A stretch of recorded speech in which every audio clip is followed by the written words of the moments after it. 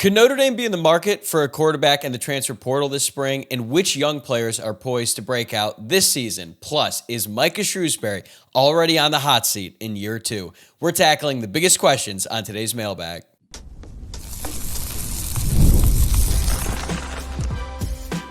You are Locked On Irish, your daily podcast on the Notre Dame Fighting Irish. Part of the Locked On Podcast Network, your team every day. What's up, and welcome into another edition of Locked On Irish, your daily Notre Dame podcast. I'm Tyler Wojciak, and I'm the host. I'm a Notre Dame alum and producer at Fox Sports. And happy Friday, everybody. Today is Friday, February 21st, and thanks for getting your day started right here by making this your first listen of the day. Please remember to subscribe on YouTube or wherever you are listening to the podcast if you have not done so already. And today's episode is brought to you by FanDuel. Right now, new FanDuel customers can get $150 in bonus bets if your first $5 bet wins.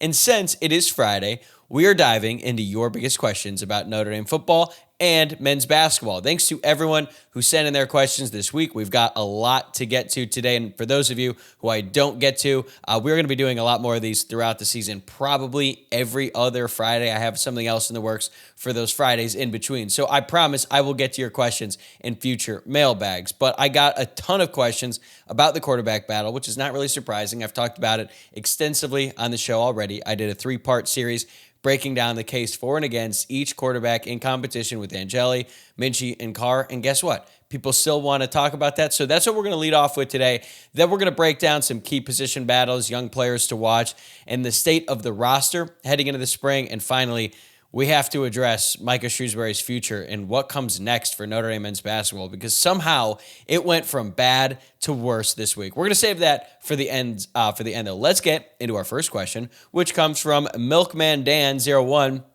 Could the Irish still find a QB1 in the transfer portal like they did the last 2 years if they aren't convinced that any current quarterbacks are the answer after spring?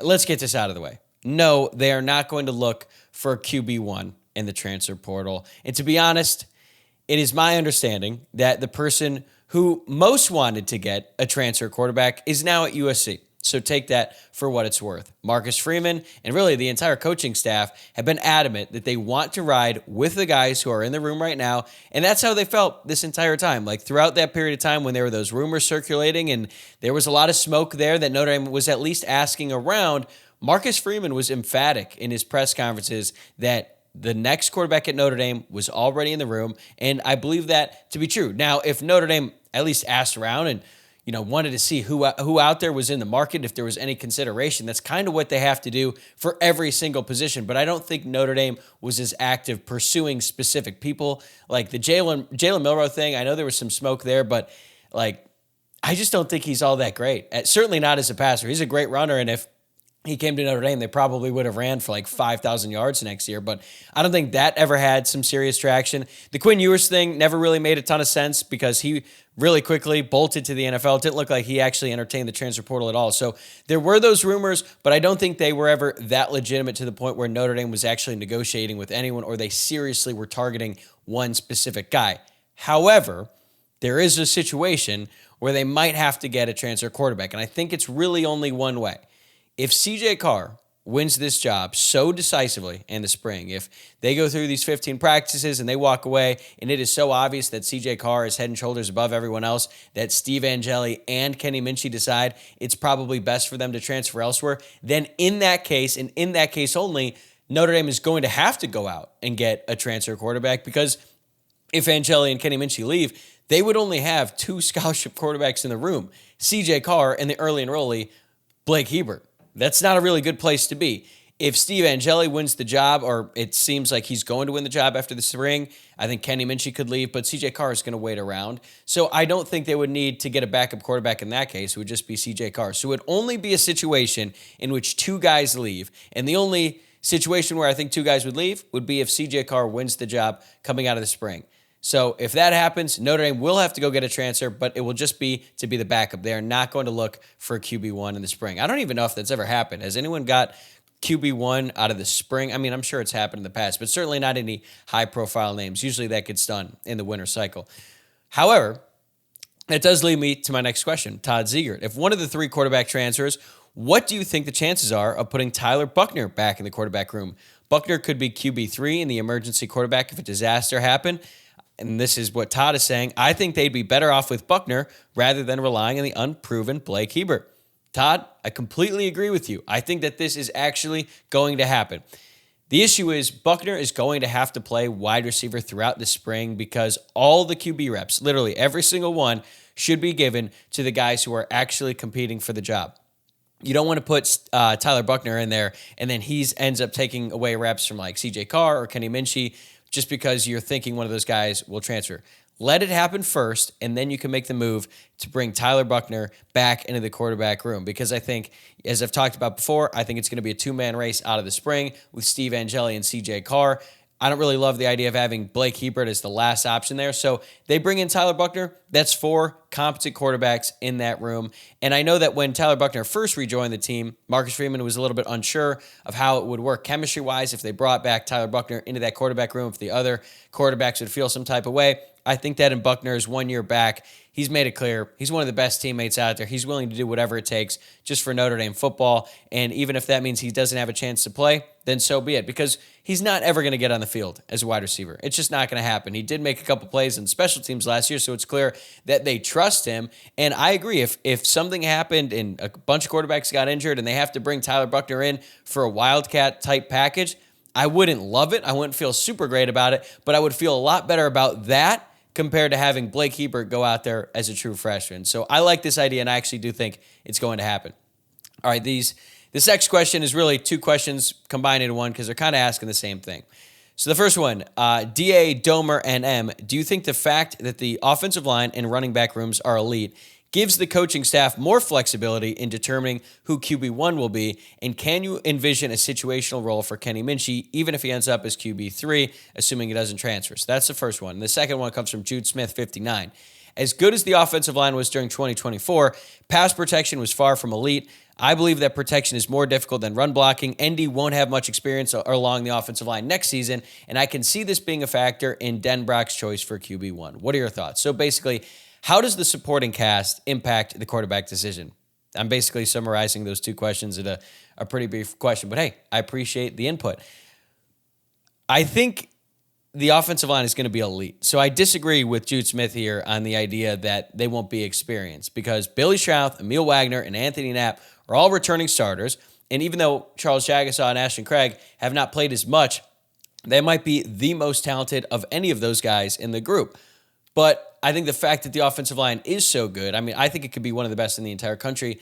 It allows them to pick the best option at quarterback, which is obviously a good thing. Because if the offensive line was terrible and they didn't have any good running backs, they would be more inclined to go with the quarterback who's the best dual threat option to make up for the deficiencies elsewhere. That's why I said going into last season that Riley Leonard was a perfect fit to be the quarterback for this Notre Dame offense because they had a young, inexperienced line. He was going to be tasked with avoiding sacks and avoiding pressures and being a real threat in the run game because even though Notre Dame had good backs, they needed another guy who could run the ball, and Riley Leonard can sure as hell do that. So Riley Leonard was a much better fit with an inexperienced offensive line. Now, would he have benefited with a better offensive line? Yeah, absolutely. But it's not as necessary to have a dual threat quarterback with this current construction of the offense because the quarterback is just not going to be asked to run as much. You have Jadarian Price, you have Jeremiah Love, you have Aeneas Williams, Keedron Young. You even have Jabron Payne, who I actually forgot to mention in the offensive depth chart episode yesterday. That's on me. My bad. But the fact that they are going to be so confident in their offensive line to provide the quarterback with time allows them to just pick the best option available. If it's a dual threat guy, great. I think Kenny Minchey is a dual threat guy. Steve Angeli can run and CJ Carr can run, but they don't need their running ability. It's more like an extra addition. So that's good for the entire offense that you're not catering the quarterback selection to an efficiency. You're just picking the best guy in the room. And as for DA or Dad, I think it's Dad, Domer, NM, either way. As for Minchey, no. I don't think you have a situational role for your third-string quarterback. I don't think you should have a situational role for any backup quarterback unless they are a truly elite runner. And look, Kenny Minchey is a good runner. He's not a great runner. He's not anywhere close to what Riley Leonard was. So, no, they don't need a package for Kenny Minchey. You don't really give a package to the third-string quarterback just to keep him around. That doesn't really make sense, and I think it hurts the offense as a whole. All right, last question in the first segment here. From Dimwitland, one of the best commenters there is out there. He asked, what do you think the chances are that there is a, quote, fair and open quarterback competition where there are no preconceptions and the results do determine who is QB1? Well, Dimwitland, if you're asking if they are going to go into spring practice with a clean slate for everyone, I can tell you that won't be the case, nor should it be. It's not just going to be about who performs the best in the spring, even though that's certainly going to matter a lot, because you can't just disregard the fact that Steve Angeli has thrown the ball 80 times in his career, including 10 touchdown passes. He has experience in the game. Granted, a lot of it is in garbage time, but that's way more than everyone else, and that has to matter, and it will. Like, he's been around the program for a really long time. Also, he came in during a college football playoff game when Notre Dame absolutely needed points, and Steve Angeli came in and led them down the field. That has to matter. And if you try to approach the spring practice with a clean slate for everyone, then you are basically negating that, and they shouldn't do it, and I don't think that will happen. But if you are concerned about them being inclined to just give the role to CJ Carr because he was the highest rated recruit and they think he has the most potential, I don't think that's going to be the case either, because there are a ton of factors that are going to go into who ends up being the starting quarterback. Obviously, talent is one of them. Understanding the offense, decision-making, experience, floor/ceiling, leadership, intangibles. That's what makes this such an intriguing competition. There are three guys who all have a case to compete for the starting job, and I think that the coaching staff is going to give every single guy a legitimate chance to win the job. And even though me and most people project that it's going to be Steve Angeli and CJ Carr, Kenny Minchey can go out there and surprise everyone in spring. And if he lights the world on fire, they're not going to just not give him a chance because he hadn't done it before. That's going to show them that he took a big leap between year 2 and year 3, and he's going to have a chance. But it's tricky. When you have three quarterbacks competing for one spot, that's a lot of reps, and you have to give each one an appropriate amount so that they can try and earn it. But it's a delicate balancing act that I'm going to be very excited to see how Marcus Freeman, Mike Denbrock, and Gino Guidugli handle, because it is going to be the most important thing as it relates to this season. We have talked a lot about the quarterbacks on today's show, and while the QB battle gets all the attention, there are some young defensive players who could be game changers in 2025. So who's ready to break out? That's coming up next on Locked On Irish. Today's episode is brought to you by FanDuel. When the game tips off, the NBA action is just getting started, and there is no better place to get in on the action than FanDuel, America's #1 sportsbook. With FanDuel, you can place live bets throughout the game, so even if you miss the opening tip-off or want to bet on a fourth quarter comeback, you can stay in the action. And if you're looking for a bigger payout, you can even combine your live bets into a same-game parlay. I love using FanDuel's live betting feature because it keeps every moment of the game exciting. Whether I'm backing my team for a late-game rally or picking a player to hit a clutch 3, I never feel like I missed my chance. Plus, the app is easy to use, and when you win, you get paid instantly. Right now, new FanDuel customers can get $150 in bonus bets if your first $5 bet wins. Just visit FanDuel.com to join today. That's FanDuel.com for your shot at $150 in bonus bets. Make every moment more with FanDuel, the official sports betting partner of the NBA. All right, our next question comes from Peyton Dunn, 4119. Which of the young safeties steps up across from Radon Schuler, excluding Jalen Stroman? And 2, which of the young defensive ends do you see taking a big step this season?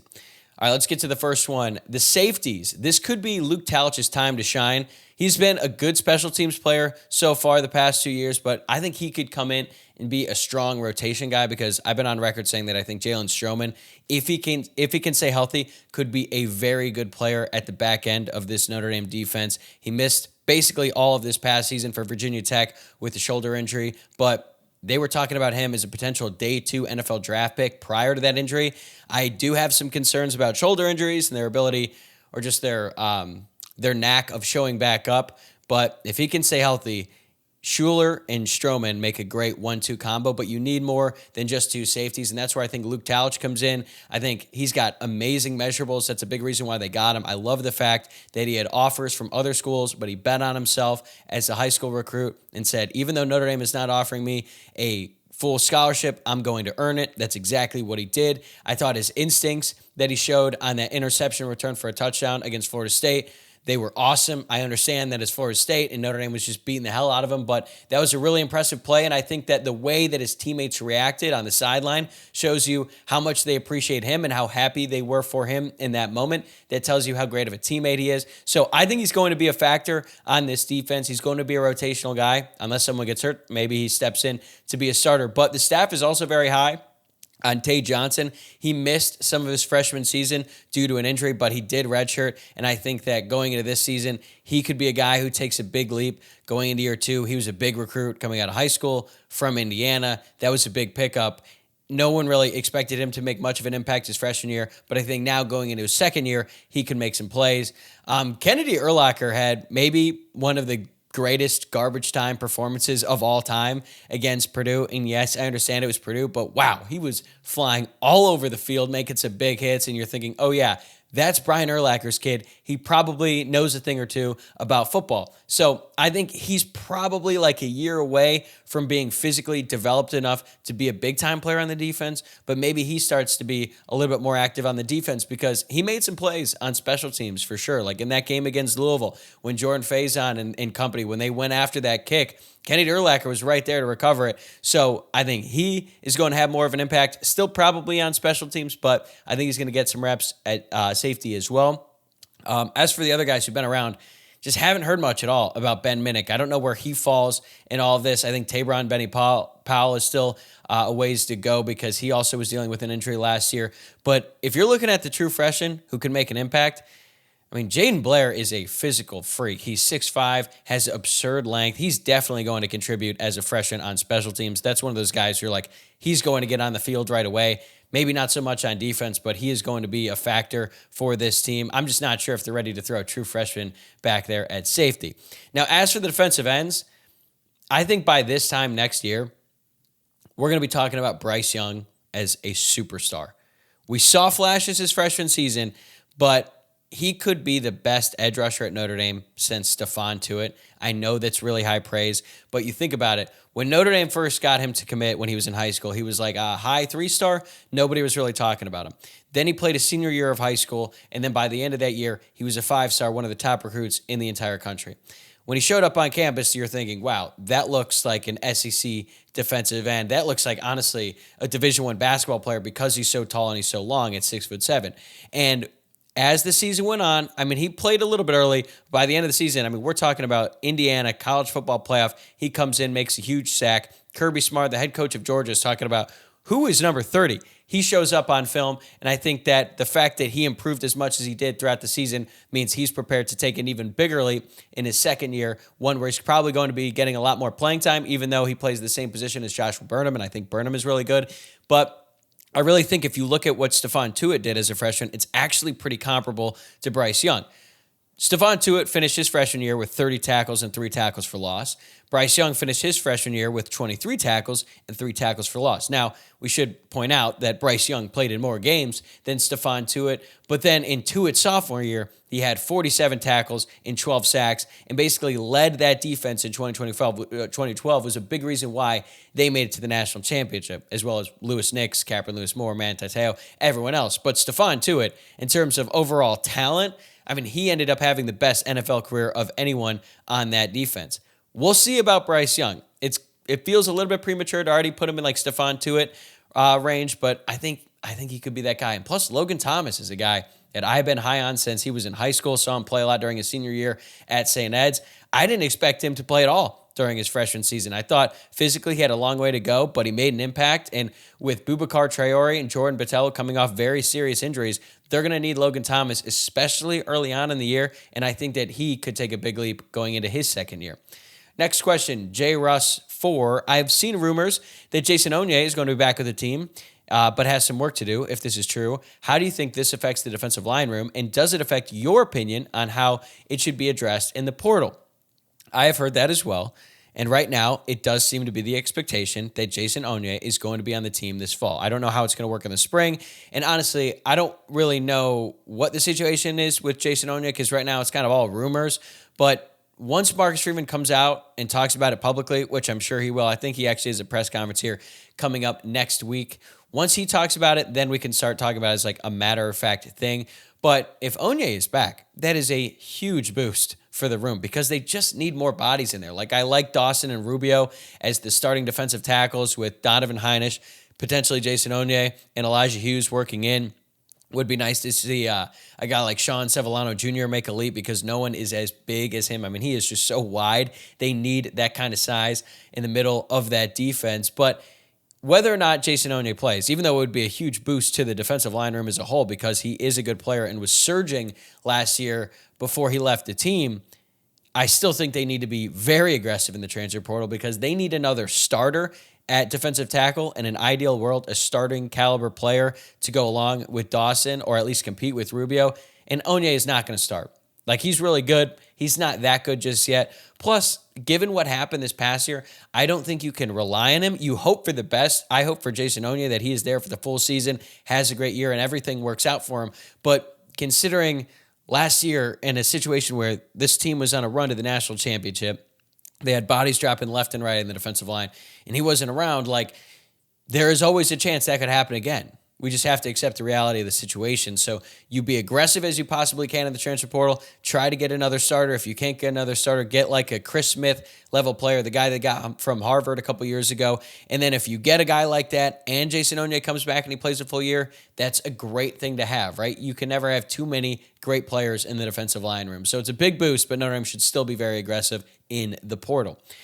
Next up, at Tate Conti 86, what type of roles will Cam Williams and Micah Gilbert have next year? At this point, I'm much higher on Micah Gilbert than I am Cam Williams. I talked a little bit about this in the episode lately when I was basically projecting the depth chart going into the spring. I think Micah Gilbert showed a lot more last year in the spring, and I think he's going to be a key part of the rotation this year. I think he's going to be like the fifth or sixth guy, which seems low, but when you consider the fact that Mike Brown, the wide receivers coach, wants a six-man rotation, and also wide receivers, they run a lot. They're going to get hurt. It's just what happens. If you're the fifth or sixth guy at the start of the year, you can certainly work your way up as the season goes along. And I think Micah Gilbert is in strong position to do that because the known commodities, Malachi Fields, Jaden Greathouse, Jordan Faison, and Will Pauling are going to be the top four. But then I think Micah Gilbert is right there behind him. And if he beats out any one of those guys, if he really emerges and he's a guy that earns his way into a starting job, then Notre Dame is in some serious business because I think Micah Gilbert has an incredibly high ceiling. 2 touchdowns last year in the spring game, showed just a natural ability to play the wide receiver position. I think with 1 full year under Lauren Landau in the strength and conditioning program, he's ready to go. As for Cam Williams, I think he has a long way to go. He's an elite athlete, but he's just not an elite football player just yet, or really anywhere close to it. And I think he's probably come in and maybe place him in garbage time this year. I see him as like the 7th or 8th guy in the rotation. And maybe he ends up coming out and taking a big step forward in spring practice, but I just don't expect to see that happen because I just haven't heard a whole lot about him. But we know that he has a ton of raw ability. He just kind of needs to put it all together and be a true college wide receiver because there are just so many different nuances to the game. It's not just go out there, run fast, and run a route. You have to be able to do so many different things and understand the offense as a whole. And I don't think Cam Williams is there quite yet, but I feel very confident that Micah Gilbert is there and is ready to make a big impact this season. All right, we've talked a lot about the roster, the quarterback battle, and some young defensive standouts. But now let's shift gears. Is Micah Shrewsberry on the hot seat? That's next.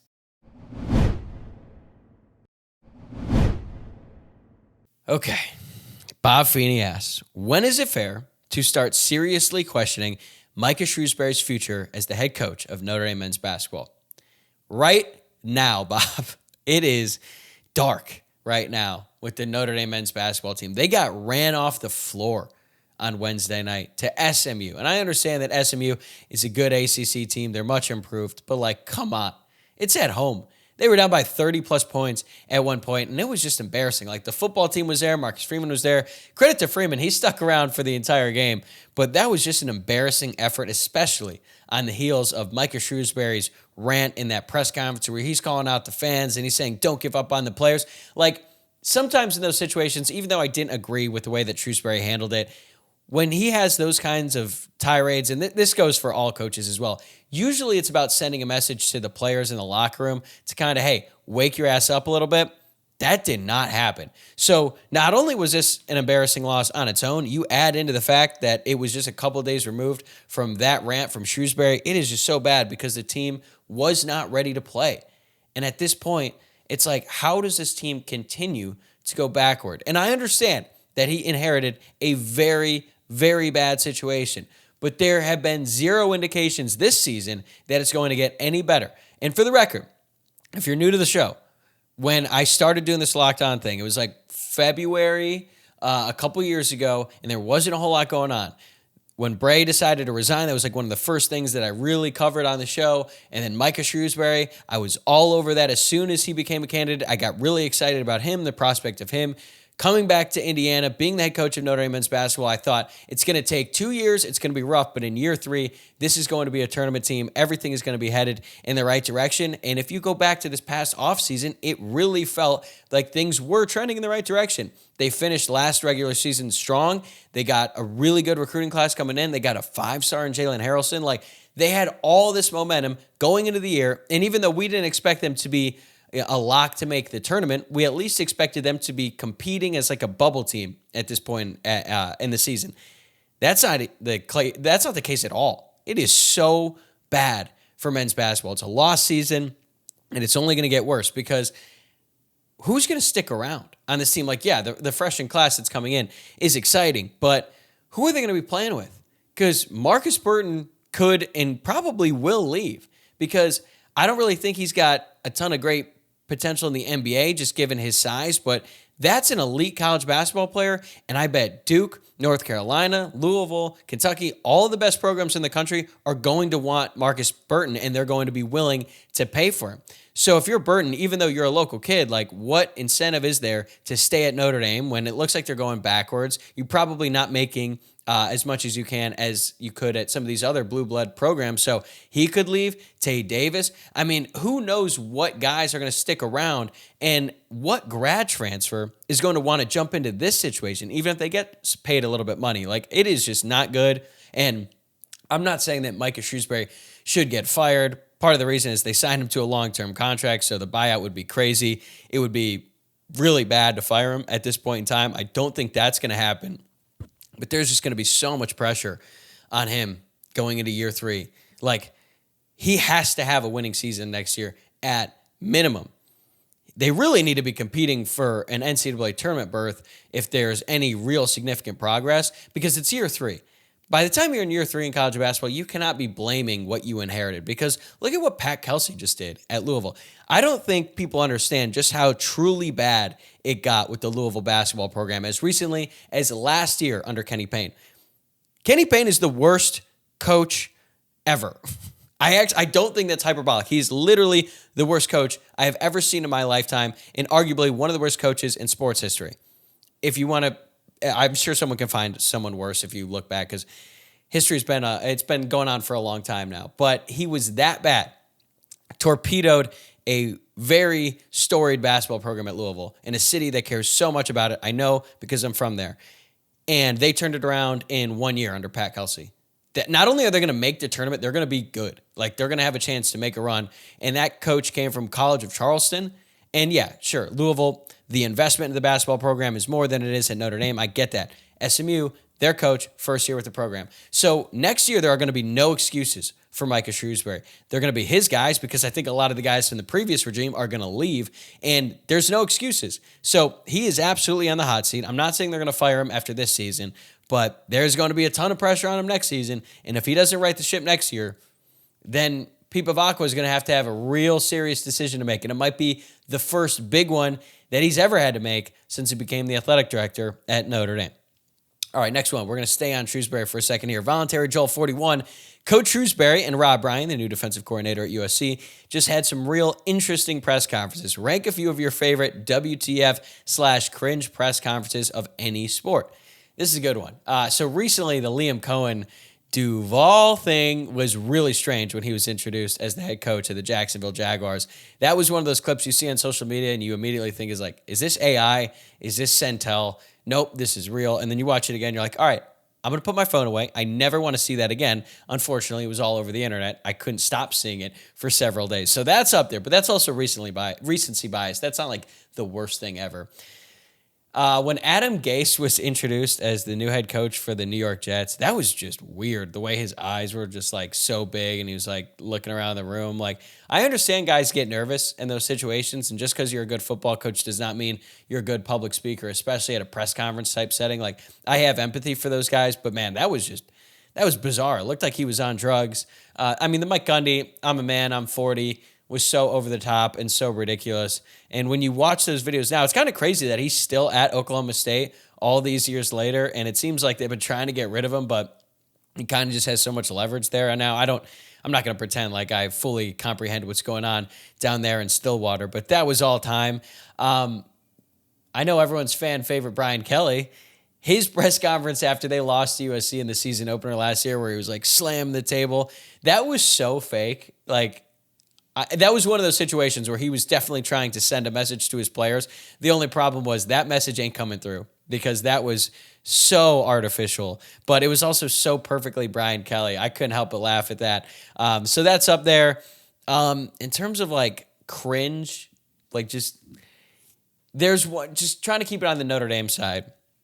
There was a moment, I don't remember which game it was, but it was Mike Bray's last year as the Notre Dame men's basketball coach. And, things had been going south for a while, and you kind of knew the end was near. And I think, like, Bray was always so upbeat and so optimistic and just like the chillest coach in college basketball, all that stuff. Well, there was one press conference during his last season where you could tell he was finally coming to the realization that it was coming to an end for him at Notre Dame and that it was probably time for a change. He had one press conference, man, that was more so just depressing, because you could see that he understood the situation and he just seemed so helpless up there. That was like just so sad to watch. It's like watching someone you love get old and you're just like, man, you just kind of accept the reality of the situation. It's really depressing. And I feel like that was one that really stands out to me, because I love Bray and I love what he did for Notre Dame. And I think that was just a really sad moment. And then now thinking back to how things have changed just a couple years later, it feels even worse. But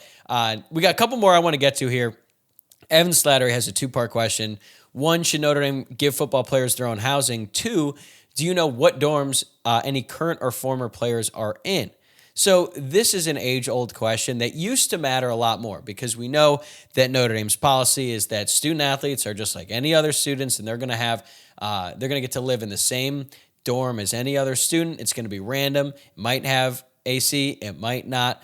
But that was a bigger issue back then, because now it doesn't really matter that much with NIL. Should they have their own housing? Probably, but I understand that's one of the things that makes Notre Dame unique. They're not going to budge on that. I think people who are in the more old school mentality will say absolutely not. People my generation will be like, yeah, just give them their own housing. I don't really get it. But again, it doesn't really matter, because even though it seems insane for me that they would expect a 310-pound offensive lineman to sleep in a extra large twin-size bed in a lofted dorm without air conditioning, like, that seems crazy to me. That certainly hurts them in recruiting, has hurt them in recruiting a lot in the past. It just doesn't really matter as much because of NIL, because now players do have dorms on campus. That has not changed. It doesn't require them to live there full time. And when you're on scholarship, the dorm comes for free. Essentially, it's part of your scholarship. You get room and board, but now all of these guys, every single scholarship player on the roster has NIL money, and they can use that NIL money to get a place off campus and live there. And if you've been to South Bend recently, if you've been to campus, you probably noticed there is a lot more really nice off-campus housing that surrounds the campus. Like, it's crazy. Every time I go back to Notre Dame, I'm blown away by how much new stuff is around, not just on campus, but around it. Like, I used to live in Irish Crossings, which is like just off campus. And back then, we're talking 2016, that was like the peak of where students could live, at least as a junior. And then there was Legacy Village for seniors. And now I'm not even sure if seniors even live in Legacy, because it's further away and it's just not as nice as some of the new stuff that they offer. So they have a dorm, but they don't have to live there. If anything, it's basically like a locker that they can use when they're on campus. They can go leave some stuff there. They have a bed and they have all that, but they don't have to live there. So now it's different. It isn't the same as it used to be. So even though they have to have a dorm, they don't have to live there. And I don't know the exact percentage, but my guess is that the vast majority of scholarship football players do not live in the dorms, even if they have one on campus. All right, last one here. We'll make this quick. At AJ Sully, ND, which home game are you most looking forward to this season? I mean, Texas A&M is the home opener. Rules.